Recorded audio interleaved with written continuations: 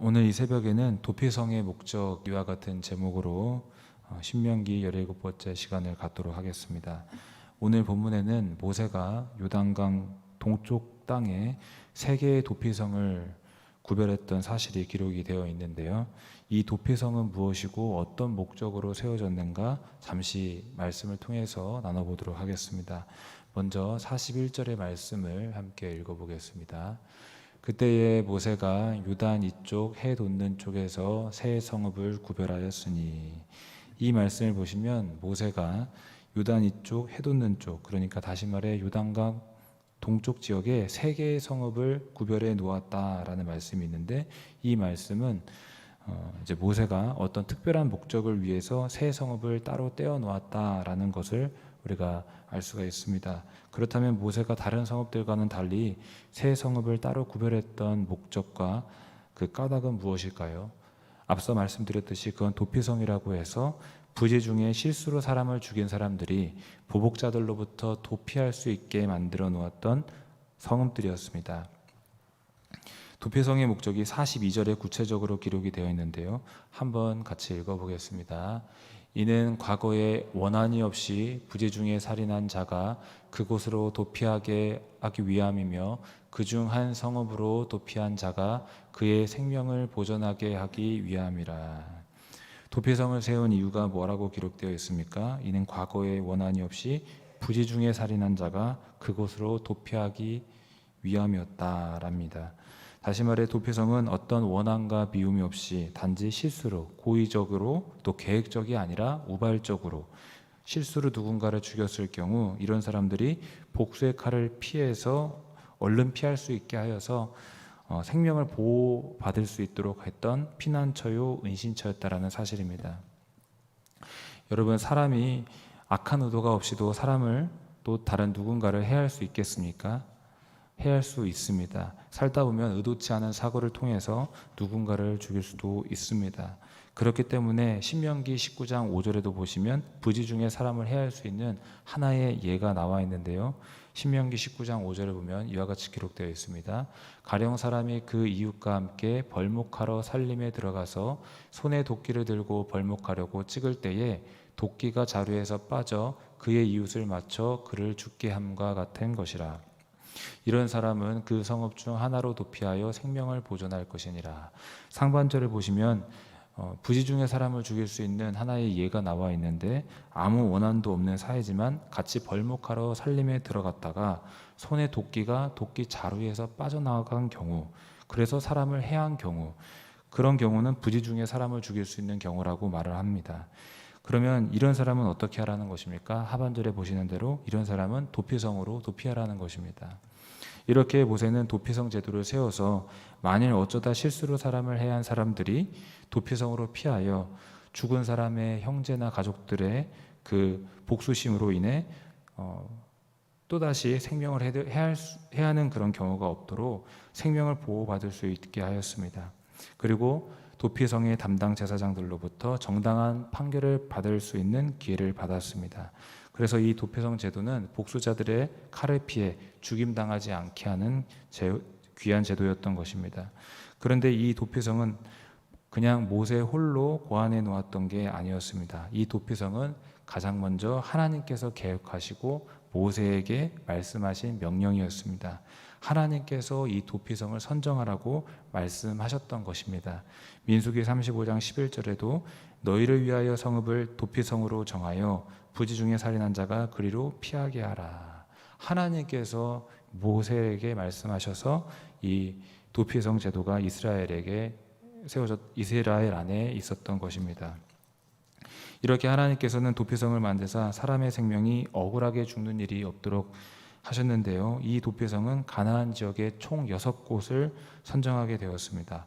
요단강을 기준으로 동쪽에 3곳, 서쪽에 3곳이었습니다. 특별히 오늘 본문에서는 요단강 동쪽 그 도피성만 거론이 되어 있는데 어디였다고 하는지 그 3곳이 43절에 기록이 되어 있습니다. 43절을 읽어보겠습니다. 하나는 광야 평원에 있는 베셀이라 르우벤 지파를 위한 것이요, 하나는 길르앗 라못이라 갓 지파를 위한 것이요, 하나는 바산 골란이라 므낫세 지파를 위한 것이었더라. 하나는 베셀이고 하나는 길앗 라못이고 하나는 바산 골란이었다라고 해서 요단강 동쪽 땅에 이 세 곳이 지정되어 있었다라는 것을 우리가 알 수 있습니다. 그런데 이 성읍들의 위치를 보면은 사람들이 그곳을 찾아가기 매우 용이했다라는 것을 우리가 알 수 있습니다. 무슨 말이냐면 혹 부지 중에 살인한 자들이 복수자들의 칼을 피해서 신속하게 피할 수 있도록 가까운 곳에 위치했다라는 것입니다. 즉 도피성들은 가나안에 고루고루 분포하여서 각 지파가 사는 지역의 중앙에 위치하였고 누구든지 신속하게 도피할 수 있게 했다는 것입니다. 그래서 이 도피성은 하루길이면 다 도착할 수 있는 거리에 있었다는 것입니다. 뿐만 아니라 가는 길이 매우 쉽도록 길도 넓게 닦아 놓았다고 하는데 당시로서는 굉장히 큰 폭으로서 14m의 폭을 갖고 있었다고 하니까 도피자들이 이 길을 이용하기가 참 편리했던 것입니다. 그리고 길목에는 표지판을 크게 세워놓아서 가는 길을 잘 찾아갈 수 있도록 했다고 하며 뿐만 아니라 도피성에는 모든 생필품을 비치하여서 그리로 피신한 자가 불편하지 않도록 배려했다고 합니다.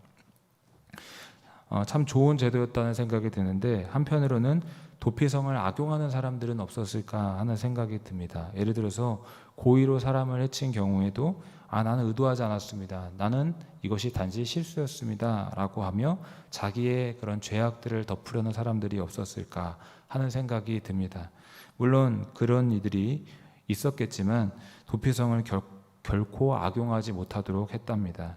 만일 어떤 살인자가 고의로 사람을 해친 다음에 그곳에 피하였다 할지라도 진실을 가려내서 그 사람의 죄값을 가리고 또 응당한 대가를 치르겠다는 것입니다. 신명기 19장 11절에서 12절을 한번 읽어보겠습니다. 그러나 만일 어떤 사람이 그의 이웃을 미워하여 엎드려 그를 기다리다가 일어나 상처를 입혀 죽게 하고 이 한 성읍으로 도피하면 그 본 성읍 장로들이 사람을 보내어 그를 거기서 잡아다가 보복자의 손에 넘겨 죽이게 할 것이라. 이 말씀을 보시는 대로 고의로 사람을 해한 자는 도피성으로 피했다 할지라도 그 도피성의 장로들이 정당하게 판결을 한 다음에 그 사람이 죄를 가려내서 보복자들의 손에 내어주었다라는 것입니다. 여러분, 도피성 제도가 있다 해서 하나님의 공의가 무너지지 않았다라는 것을 우리가 볼 수가 있습니다. 여러분, 언제나 우리는 또 하나님의 공의를 기억해야 될 줄로 믿습니다. 공의대로 심판이 있음을 알고 우리는 죄악을 범하면 안 될 줄로 믿습니다. 특별히 오늘 말씀에 나온 대로 누군가의 생명을 함부로 해해서는 안 될 줄로 믿습니다. 살인이라는 것은 피해자와 피해자의 형제, 가족들을 가장 고통스럽게 하는 행위이기 때문입니다. 그러나 또 그것뿐만 아니라 살인이라는 것은 하나님의 형상대로 하나님이 지으신 사람을 해야 하는 그런 행위이기 때문에 결코 범해서는 안 되는 것입니다. 다 아시다시피 사람은 정말 존귀한 존재입니다. 사람의 생명은 그 어떤 것과도 바꿀 수 없는 것입니다. 창세기 9장 6절을 보시면 살인을 범하면 안 되는 그 이유에 대해서 다음과 같이 기록이 되어 있습니다. 한번 읽어보겠습니다. 다른 사람의 피를 흘리면 그 사람의 피도 흘릴 것이니 이는 하나님이 자기 형상대로 사람을 지으셨음이니라. 다른 사람의 피를 흘리지 말아야 될 이유가 무엇이냐면 사람은 하나님의 형상대로 하나님이 지으셨기 때문이라는 것입니다. 하나님의 형상대로 지음받았다라는 말은 하나님의 성품을 닮고 있는 특별한 존재라는 뜻입니다.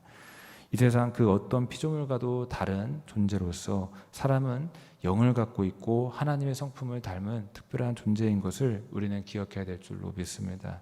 이렇게 사람의 생명은 하나님의 형상을 닮고 있기 때문에 영을 갖고 있기 때문에 존귀한데 그 누가 함부로 그 생명을 해할 수 있겠습니까? 따라서 우리는 결코 사람의 생명을 함부로 해서는 안 될 줄로 믿습니다. 오늘 도피성에 관한 말씀을 나누면서 하나님께서 도피성을 세우라고 하셨을 때는 하나님의 깊은 배려와 사랑을 우리가 느낄 수 있습니다. 인간은 참으로 연약하여서 부지 중이라도 실수하고 죄를 범할 수 있기 때문입니다. 인간의 연약함을 이해하시는 하나님을 볼 수가 있는데요. 만일 하나님께서 우리의 사정을 형편을 이해하지 못하신다면, 헤아리지 못하신다면 우리는 아마 다 심판받고 이 자리에 없었을 것입니다. 그러나 오늘 도피성 제들을 통해서 볼 수 있는 바와 같이 하나님은 그 사람의 형편과 사정을, 연약함을 이해하신다라는 것을 우리는 알 수 있습니다. 여러분, 우리는 하나님은 우리의 연약함을 모르시는 분이 아니라, 연약함을 동정하지 못하시는 분이 아니라 우리의 형편과 사정을 헤아리시며 자비와 긍휼을 베푸시는 분인 것을 우리가 기억해야 될 줄로 믿습니다. 그러나 또 한 가지 유념해야 될 바는 하나님의 자비를 이용해서 죄악을 범하는 일은 해서는 안 될 줄로 믿습니다. 죄악을 심상히 여기고 가볍게 여겨서는 안 될 줄로 믿습니다. 우리는 비록 부지 중이라도 죄를 짓는 일이 없도록 매사에 신중하고 또 조심해서 부지 중에라도 죄를 짓는 일이 없도록 노력해야 되고, 또 남을 아프게 하는 일이 없도록 항상 우리가 신경 써야 될 줄로 믿습니다. 말씀을 정리하면서, 그러나 만일 부지 중이라도 죄를 범하였을 때 하나님께 피하면 하나님께서 우리를 품어주실 줄로 믿습니다. 하나님의 도피성으로 피하시기를 주님의 이름으로 축복합니다. 오늘날 우리에게 있어 하나님의 도피성은 바로 예수 그리스도의 품인 줄로 믿습니다. 우리가 예수 그리스도께 나오면 그분의 보혈로 우리가 지은 모든 죄들이 다 깨끗하게 씻김받게 될 줄로 믿습니다. 알고 지은 죄, 또 모르고 지은 죄, 그 모든 죄가 예수 그리스도 안에서 그분의 피로 깨끗하게 씻김받게 될 줄로 믿습니다. 그러므로 여러분, 항상 하나님의 아들 예수 그리스도의 그 보혈을 의지하시기를 주님의 이름으로 축복합니다. 언제라도 하나님께로 피하시는 저와 모든 성도님들 되시기를 바랍니다. 오늘도 우리의 도피성이 되시는 예수 그리스도께, 또 하나님께, 또 우리의 성령님께 가까이 나아가시는 저와 우리 모든 성도님들 되시기를 간절히 바라겠습니다. 기도하시겠습니다. 살아계시고 거룩하신 하나님, 하나님은 공의롭고 정의로우시지만 또 자비와 긍휼을 잊지 아니하시고 우리에게 피할 길을 항상 내어주시는 줄로 믿습니다. 우리가 알고 지은 죄, 모르고 지은 죄, 우리가 참 많은 허물과 죄가 있으나 주님 안에 다시 나아가 회개하고 돌이키고자 하오니 주님의 거룩하신 보혈로 깨끗하게 씻어 주시옵소서. 우리의 삶을 회복시켜 주시옵소서. 묶인 것들이 풀리게 하시고 막힌 것들이 열리게 하여 주시옵소서.